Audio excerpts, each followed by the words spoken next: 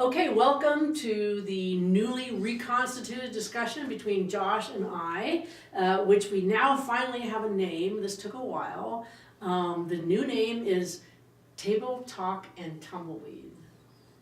And it took it took me a long time to come up with this. I think part of the problem is that I will say okay to whatever you say.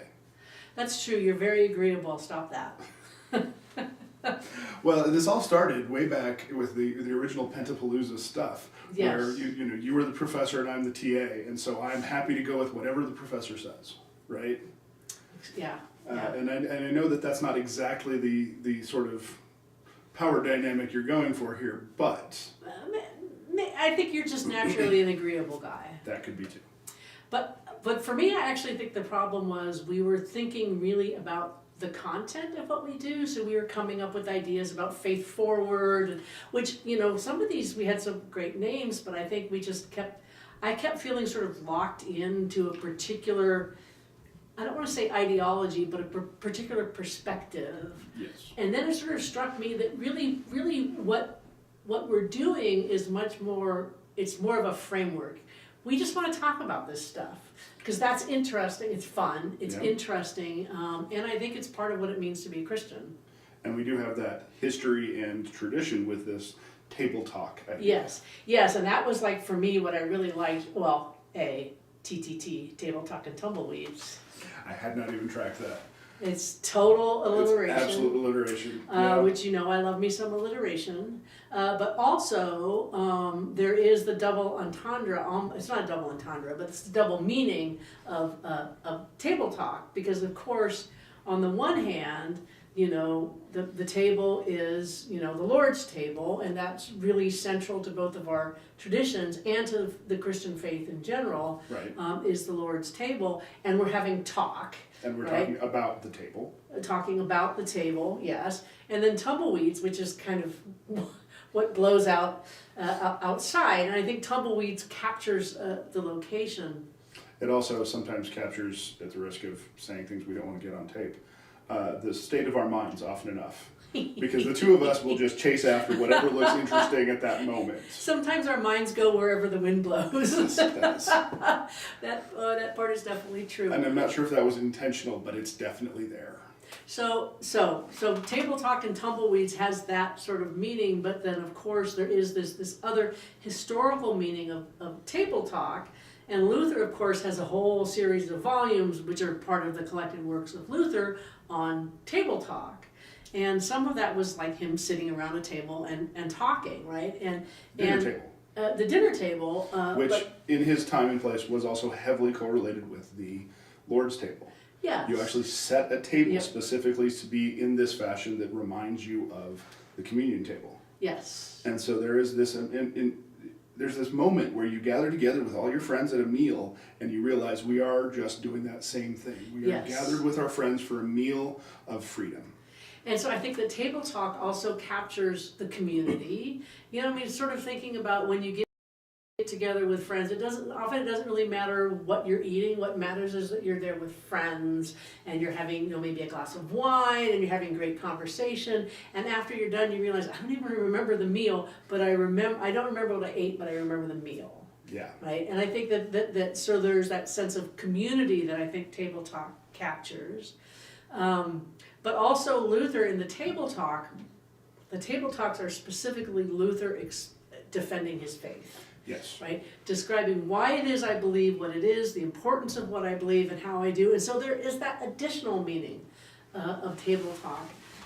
In fact, as we talk about this, I cannot believe that it took me this long to come to Table Talk as the perfect name because it is so perfect. It really is. I mean, it encapsulates all the things that we are hoping to that we put are out hoping into to the do, world. which is yes. So Table Talk and Tumbleweeds is our opportunity to talk about our faith, the meaning of our faith, but also in this particular time and in this particular location, Where which we've got is tumbleweeds. We've got tumbleweeds here in rural Wyoming, where the wind blows and it blows the tumbleweeds with it. And it's not just rural Wyoming; it's it's eastern Wyoming. It's Yeah. like just on the border with Nebraska. So this is, There's a particular set and setting in this place where we are. yes. It has an awful lot of that sort of western plains, eastern slope, mountains and plains stuff, and there's a lot of that midwestern just at the edge. While at the same time, this is the frontier. It is the frontier. And I think Tumbleweeds is also, it's not just this idea of the frontier, which Tumbleweeds I think sort of represents for people. Despite being not American. What? Botanically, they came over from... Oh, you just shut up. Botanically, tumbleweeds are not originally American.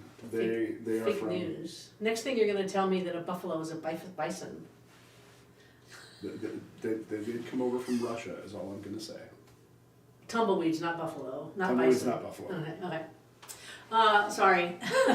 No, I mean, and I think in some sense the tumbleweeds then becomes really emblematic of where we are in this place. Yes. Right? Because, there's that kind of, every Western you see where it's the old town and there's a tumbleweed rolling up it. There must be one. There must be one. So tumbleweeds have this sense of desolation that are associated with this, and the sense of remoteness, and the sense of barrenness. And transience.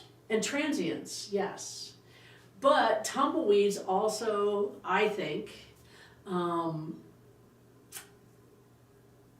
create a false sense of emptiness, right? Because this place isn't empty, right?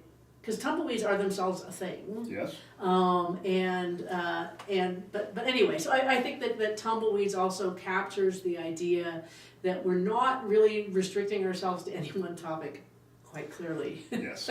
Yeah, but it is, when I first moved here, one of the people who was instrumental in me coming here warned me, this is not the middle of nowhere, but you can see it from here.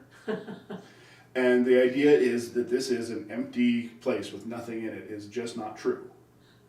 This is a place that is full of people, full of stuff, full of events, full of all sorts of things, and it was like that before the town of Wheatland got here. Yeah. So there is not just tumbleweeds, and yet tumbleweeds are a very good sign and symbol of Yeah. what we are experiencing. Yeah. I tell people, I don't say, it's not the middle of nowhere because it's not the middle of anything.